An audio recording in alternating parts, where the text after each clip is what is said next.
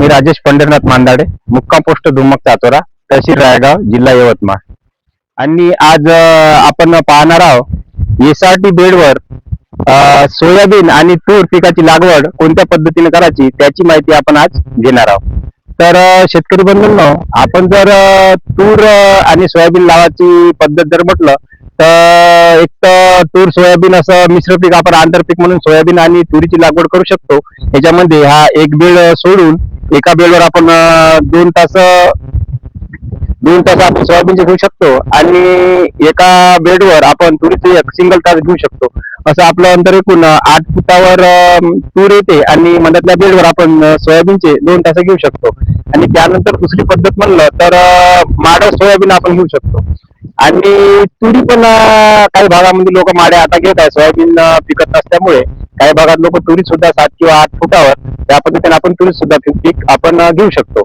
तर आपला जर आता एसआरटी जर आपलं पहिलं वर्ष असेल तर त्यांनी तूर टोकन करण्याच्या अगोदर आपलं उगवण पूर्व तणनाशक मारण्याची गरज पडते. तर त्यामध्ये आपण पेंड्या मिथेलिन आणि जर आपल्या बेडवर गवत आपलं असेल, पाणी एकदम झाल्याचं आणि गवत असेल तर त्याच्यामध्ये आपण ग्लायसिल टाकून आपण दोन्ही याचा म्हणजे उगवण पूर्व नायनाट करू शकतो आणि जे गवत आपल्या याच्यावर आहे त्याचं सुद्धा आपण नायनाट करू शकतो.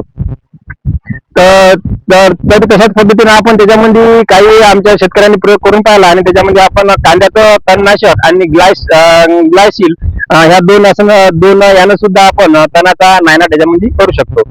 तर आता प्रश्न राहिला या बेडवर आपला टोकन करण्याची पद्धत. तर यावर आपल्याला टोकन करण्याची पद्धत म्हणजे आपल्याला टोकन यंत्रानेच करावी लागणार आहे. कारण तर मजुरानं या बेडवर 2 तासानंतर आपल्याला जवळजवळ टोकाला मजुरीचा खर्च जो आहे आपल्याला तो जास्त येणार आहे. मजुरीचा खर्च आपल्याला जास्त येणार आहे. तर त्यामुळे आपण बेडवर प्रत्येकाने टोकन यंत्र घेऊन घ्या आणि आपला आता हंगाम जवळच येत आहे तर टोकन यंत्राने टोकण्याचा प्रयत्न करा. आणि आपली त्याच्यामध्ये टोकन यंत्रानं बियाण्यात सुद्धा बचत होऊन राहिलेली आहे. कारण असं महत्वाच्या हाताने आपण जर टोकतो म्हणलं तर आपलं बियाण कुठं 4, 5, 6 दाणे जेवढं पडलं तेवढं पडते आणि मजूर म्हणलं का आपलं काडीनं ढोस मारून टोकते आणि ते बी काड्या किटकुरांना लवकर सापडते आणि ते खाण्यात जास्त शक्यता असते. टोकन यंत्रानं टोकल्यामुळं एक तर त्याच्या मागून लोलर असते ते पूर्ण प्रेस करत नेते आणि आपलं बी कुठेही आपल्याला उघडं दिसत नाही आणि आपल्या जेवढं पाहिजे तेवढं खोली गेल्यानं बियाणं सुद्धा आपलं वन लागून चांगलं निघते. तर ही झाली पद्धत आपली टोकन यंत्रानं. तर आपल्याला मधातल्या बेडवर 2 तास घ्यायचे आहे आणि आता एका बेडवर 2 तास घेऊन कोणी 2 बेडवर 4 तास टाकू शकता. म्हणजे तुमच्या पद्धतीनं तुम्ही लागवड करू शकता. नाहीतर आम्ही काही भागामध्ये आपण एक बेड सोयाबीन एक बेड तूर ह्या पद्धतीने सुद्धा लागू शकतो.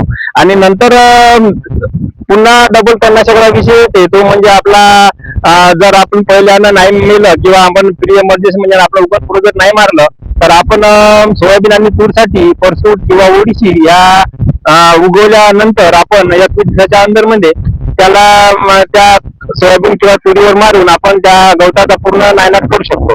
आणि अजून एक महत्वाचा प्रश्न म्हणजे तूर आणि सोयाबीन या दोन्ही याला आपण बीज प्रक्रिया करणं फार जरुरीचं आहे. कारण समोर येणारे जे तुरीवर रोग आहे, बुरशीजन्य रोग, याचा बचाव करण्यासाठी आपल्याला पहिलेच जर आपण त्याला बीज प्रक्रिया केली तर एकदम चांगला आपला प्रादुर्भाव बसू शकते. आणि एसआरटी वाल्यांनी टोकण्याकरता घाई बिलकुल करू नका. 1-2 पाणी झाल्याशिवाय जुने बेड असो की नवीन बेड असो 1-2 चांगले पाणी जाऊन जोपर्यंत आपला बेड चांगला बसत नाही तोपर्यंत टोकण्याची घाई करायची नाही. आणि नंतर टोकन यंत्रानं 1 नंबर आपलं टोकन यंत्र चालते नरम याच्यामध्ये आणि आपलं उगवण सुद्धा आपली 90% होऊ शकते.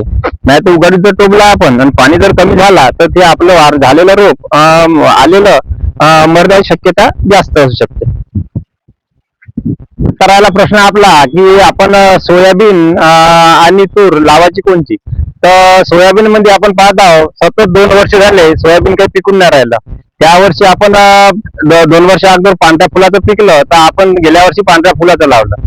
तर गेल्या वर्षी ज्याची शेंग बुरेल रंगाची होती तेच सोयाबीन आपल्याला पिकलं. म्हणजे आपण जर असं पाहिलं तर त्याच्यामध्ये व्हेरायटी पाहायचं म्हणलं तर किरण आहे, महादेव आहे आणि बुस्टर हुतुतू आहे यासारख्या व्हेरायट्या गेल्या वर्षीचं उत्पन्न त्या व्हेरायट्याला चांगलं झालं. तर यापैकी आपण कोणची व्हेरायटी यामध्ये लावू शकता.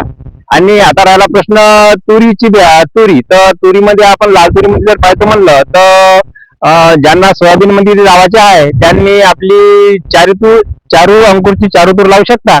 आणि ज्यांना कोणाला माड्या तुरी लावून जर आपल्याला गहू किंवा काही घ्यायचा आहे, डबल जर पीक घ्यायचं आहे, तर त्यांच्यासाठी अर्ली व्हेरायटी आहे ती म्हणजे एक अंकुरची 13-7 आहे आणि पंचगंगाची लक्ष्मी आहे. तर 13-7 तर गेल्या वर्षी काय तसं उत्पन्न झालं नाही पाण्यामुळं, पण पंचगंगाची लक्ष्मी आहे अर्ली व्हेरायटी, तिचं उत्पन्न बऱ्यापैकी गेल्या वर्षी भेटलं. तर मला वाटतं यापैकी तुम्ही कोणची एक चॉईस करू शकता. आणि ज्याच्यापाशी कमी पाणी आहे ते सुद्धा त्या व्हेरायटी लावू शकता. आणि ज्याच्यापाशी वलताच सोय आहे त्यांनी आपली लाल तूर अंकुरची चारू एक तर याचा मार्केटला सुद्धा चांगला भाव भेटतो आणि दाना ठोका असल्यामुळे हिला रेट चांगला मिळत असते. तर आपण हे वलतासाठी आपण चारू तूर लावू शकता. तर नमस्कार शेतकरी बंधूंनो, आपण आता भेटू समोरच्या व्हिडिओ मध्ये. आणि सर्वांना विनंती की सर्व जे ग्रुपवरचे आहेत त्यांनी कृपया लाईक, शेअर आणि सबस्क्राईब करा, कारण याच्यानंतरचे व्हिडिओ येणारे आहेत ते आपल्यासाठी अत्यंत महत्वाचे आणि कामाचे व्हिडिओ आहे. म्हणून सर्वांना विनंती आहे की जरूर सबस्क्राईब करा.